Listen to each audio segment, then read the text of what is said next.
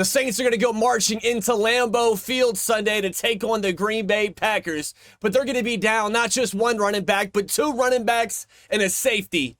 Marcus May will begin the first game of his 3-game suspension. This is going to be the final game of Alvin Kamara's 3-game suspension, and the Saints will be without running back Jamal Williams, who exited the game early due to a hamstring injury. Tony Jones Jr. is going to have to step up. Kendra Miller, Jordan Howden, all this and more on today's episode of Grunt Talks Saints. Let's go. These little demons living underneath my bed creeping. Know the real monster lives above them all sleeping. That subtle breathing in your closet every single evening. Thought you never see me again, looks can be deceiving. When they hear the sound of the drum, they'll be saying, oh Lord, here they come. Yeah, here we come.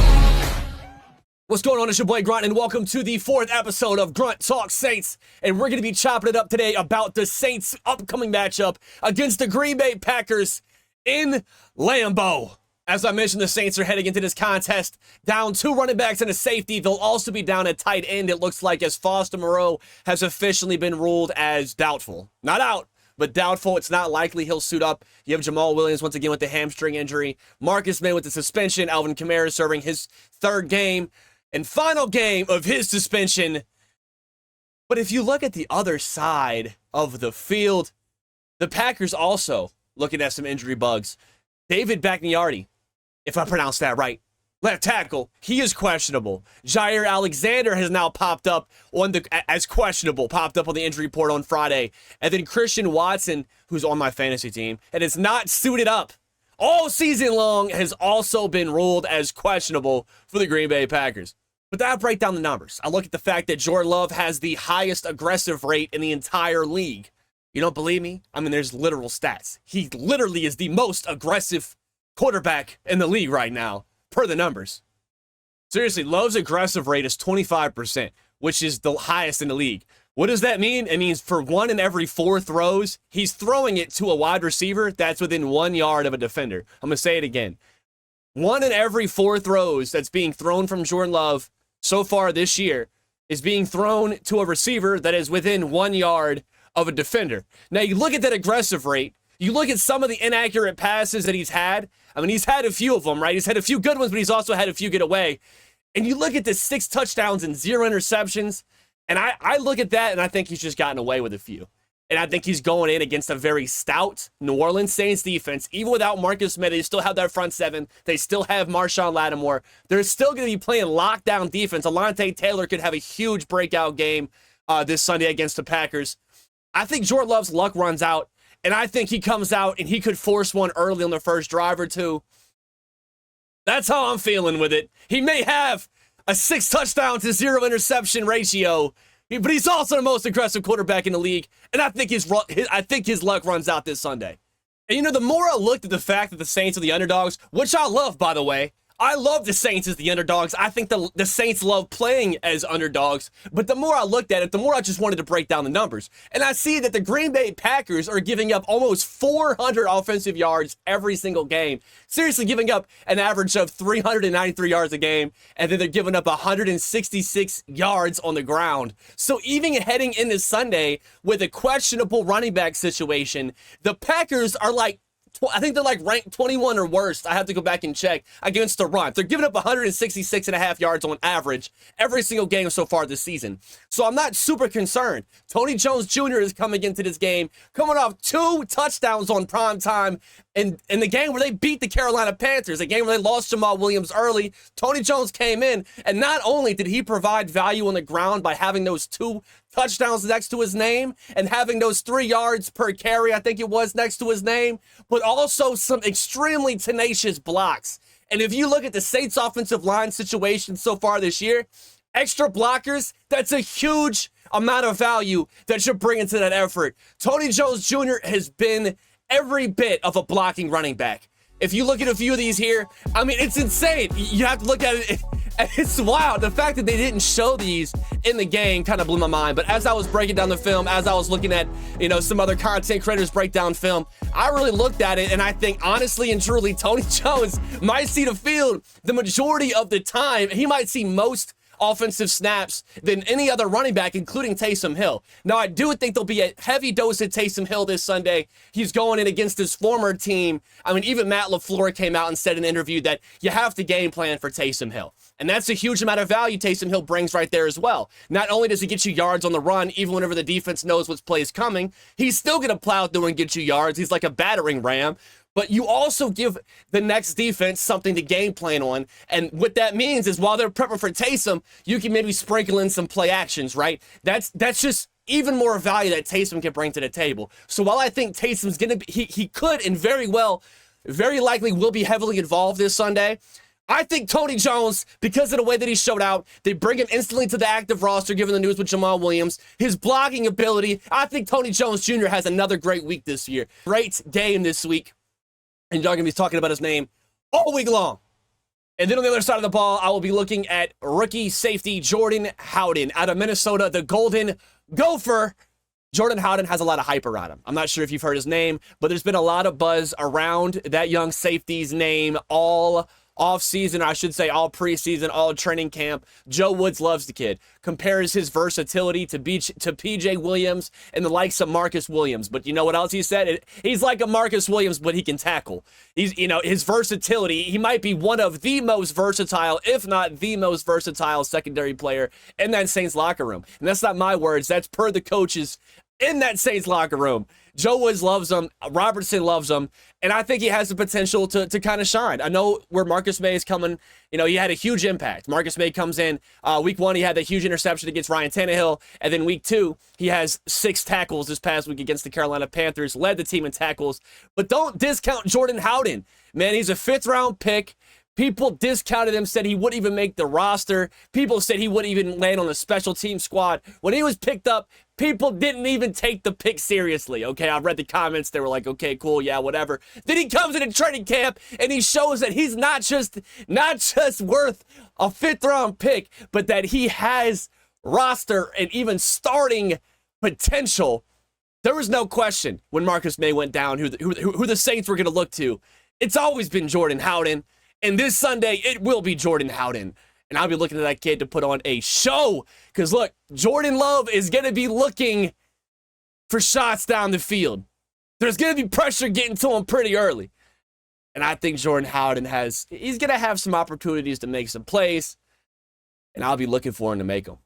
But I am most hyped for Taysom Hill. I know I'm speaking on Tony Jones Jr. getting a lot of the work. But I am pumped to see Taysom take on his former team. The Saints are still undefeated when Taysom has at least 9 carries. This past weekend, he had over 8.5 yards per carry is what he averaged against the Panthers on Monday Night Prime Time. Look, he also had 9 carries. Once again, the Saints are undefeated when Taysom has at least 9 carries. I think it's a stat that was first recognized last year, like December time frame. The Saints were 4-0, and they're like, oh, wow, when Taysom carries the ball at least 9 times, the Saints just don't lose. They're like, oh, wow, yeah, they're 4-0. And they just kept winning, and it's still the case. The Saints are undefeated when Taysom touches the ball that many times. I think Tony Jones will be out there for a lot of the blocking reps. I know I keep talking about Tony Jones, but I still think Taysom could have I think you could have 75-plus yards again. You had 75 rush yards against the Carolina Panthers. I think you could have 100-plus. I'll be honest. I think you could have 100-plus yards, maybe even a touchdown or 2. This could be a great game from Taysom Hill. The Swiss Army knife, man. The most innovative, the most explosive splash player in Saints history could have a career game Sunday. You don't want to miss it. But of course, if he's not working, that just means that maybe Matt LaFleur is right. He game planned for Taysom Hill super heavy, but that just means, especially with Jair Alexander just, newly popping up on the injury report, that secondary might be in disarray, because even if Jair Alexander plays, he's obviously not going to be at full capacity as he was limited to practice this week. So if Taysom Hill doesn't get a lot of action, if he doesn't get a lot of production, then that just means Derek Carr can have a whole lot of other plays at his disposal. But I'm going to say this one more time, because look, if you're an analytics person and you look at the stats, and now everybody keeps talking about the 9 carries undefeated. I said it 4 or 5 times in the last 2 minutes, but I mean it. So if you're an analytics person, if you're running the Saints and you're losing, or you're down, or it could be anybody's ball game, and you go look at the stat chart, and Taysom Hill's averaging over 8 yards a carry, but he's only touched the ball 4 times through 3 quarters. Feed him the ball, PC. You don't gotta outthink it. You don't gotta think yourself out of what's the smart decision to do. All right. If that's the case, if we're neck and neck with the Packers or we're down, Taysom's averaging 7, 8+ yards a carry and he only has 4 carries. That's the problem. Feed my boy, and if he doesn't get the work, have Derek Carr pick him apart over the top. That easy, baby. Call me. I'm available as the offensive coordinator. Honestly, I'll work for a beat of beer, if we're being 100% honest. A beat of beer and alligator jerky, baby. Call me, Saints. Who dat? And I don't show him no love, but yes, Kendre Miller is still on the roster. He's been a full participant at practice most of the week, and I hope Kendre Miller gets involved. I just don't expect it. He's coming off a hamstring injury. I think there's a lot of potential with Kendre. Number 25, baby. I still think that jersey should be retired, but it's fine.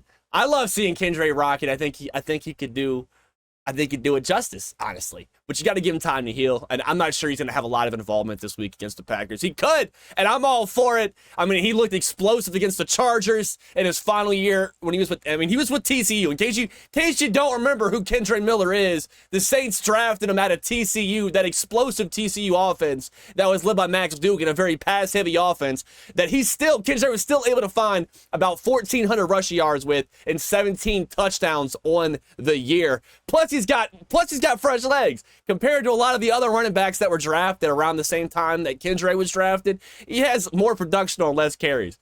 So Kendre is great, but I'm a firm believer in keeping him fresh. I don't know if you need him out there. As I mentioned with Tony Jones, with Taysom, I think maybe if you can get Kendre in there on a few third and short situations. I mean, he's a ground and pound type of guy. You saw that against the Chargers in the preseason. He could do that for you. Not that I don't have no love for Kendre. I love him, baby. I just don't see him, I don't see him having a lot of reps, at least this week.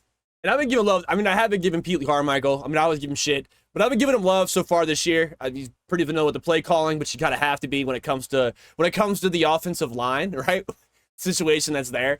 But the more I look at it, I accused the Saints the last 2 weeks for forcing Derek Carr to pass too much in the first half. And while I think that's true, I think I want to go back on it just a little bit after I did a little bit more research, because I don't necessarily think that Derek Carr's throwing the ball too many times. He's 24th, I think, the last time I checked, in pass attempts, and I think that's where he's at heading into week 3. I'm not sure, following the Thursday game or not, but that's about where he's at, I believe, is around 24th. So it's not like he's throwing the ball a whole lot compared to other quarterbacks in the league. But when you look at the fact that he's ranked 24th in pass attempts, but he's 5th in yards per attempt, that makes me sit back and think, are we playing Saints football? I mean, where did Drew Brees rank among yards per attempt? Where did he rank amongst completions? Probably around pass attempts, around week 3, I would say probably around the top 15 mark in pass attempts. More pass attempts than Derek Carr, but I don't think Drew Brees would be top 5 in yards per attempt. And I'm not saying that as if it's a good thing. I'm saying that as if it's a problem. That's a huge problem, because that tells me the Saints aren't playing Saints offense, not playing that West Coast offense. It appears to me they're getting frustrated with the run game early, right? And they're sending Derek Carr, like they're sending out these go routes, these huge play action chunk yard plays. You don't have to do that with Derek Carr. I just don't think that's a number that should be happening. I don't think he should be averaging towards the bottom of the league when it comes to attempts, but top 5 in yards per attempt, not yards per pass. That would be a good stat. Yards per attempt. And when you look at some of the plays, some of the miscues you've seen within that Saints offense, especially in the first half, as they've gotten started very slow, very early, which is, it's very Saints-like, but still, this year specifically, you look at it, it's very apparent. Why are we going for all these home run plays? Let's stick to the bread and butter. Let's stick to what you know. And that's what I want to see heading into Lambeu against Green Bay. Run the football, earn the play action, earn these shots. You can't just come in, even if Jair Alexander is out, you can't come in here just expecting to send Derek Carr to 300+ yards. I understand they're excited to have him. Michael Thomas is balling, had 7 receptions. Incredible catches from both Michael Thomas and Chris Olave. I mean, we could have the #1 WR duo in the NFC, and I mean that. They could be the best in the league at some point. It's still early. Chris Olave and Michael Thomas, I understand. Those are weapons. Use them on the short routes. You got more than Michael Thomas. Maybe include Chris Olave on a screen. Put Taysom on a screen. Maybe we'll see something like that this weekend. But we have to get a little bit more patient. You see Derek Carr get frustrated early, and I think that comes down to him having to Like he's taking some pretty chunk play gambles.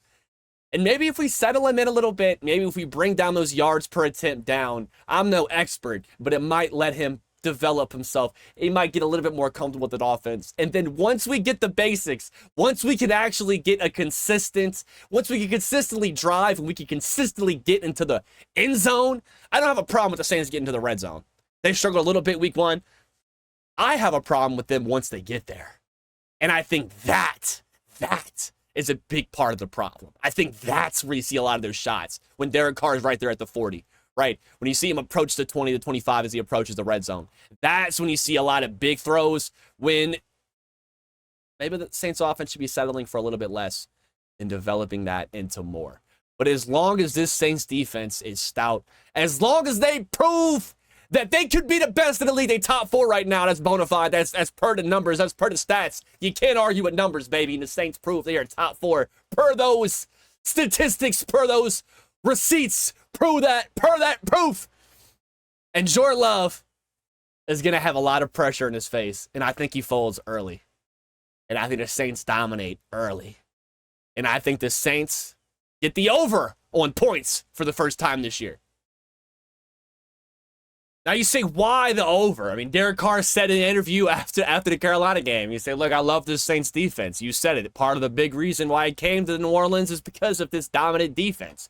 When he was with the Raiders, obviously throughout the 9 years he played football for the Raiders, that defense ranked an average of 32nd. That's dead last in the league. So yeah, I think a top 5, top 3 borderline defense, that's pretty intriguing if you're a quarterback, right?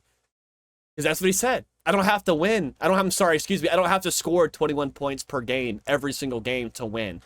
But this Sunday, Derek, I think this Sunday, the offense is going to have to put up 24 plus to win. You can't just keep relying on the defense. You can't keep pressing the easy button. That Saints defense is stout. That's why I haven't touched on them a whole lot this episode, because I know the type of value they bring to the table. But going into this weekend's game, I'm just not so sure they're going to be able to do all the work. It's going to take more than a few key strategic shots late in the game to put them away. I think the Saints are going to have to find themselves into the 24 plus point range in order to get this win. So yes, Derek, you are no longer on a team to where you need to score 21 points to win, but it's week 3. I think it's time we see a game where we can put up 21 points and win. We'll see. It's going to be a great game. I think it's going to be a huge momentum setter heading into week 4 against Tampa Bay Buccaneers. Remember, we're going to play Tampa Bay with Kamara back.